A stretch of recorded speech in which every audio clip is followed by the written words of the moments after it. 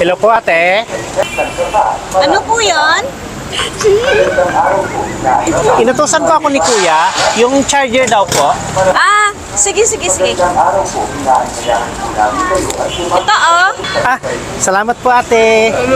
Teka, di ba ikaw yung kaklase ng kapatid ko? Opo ate, magkakalis na nga po ako eh. Sigurado ka? Eh, paano ka pumasa? 73-74 ang grade mo. Opo, kasi pasangawa daw po. Talagang mahina po kayo, no? Ay hindi naman po. Matalino naman po ako. Ah, ganun po ba? Kung mag-aral ka ng college, ano nga palang kinuha mo? Ay di ba po, charger? Ikaw nga po nag-abot nito, di ba? Ang hina mo naman ate.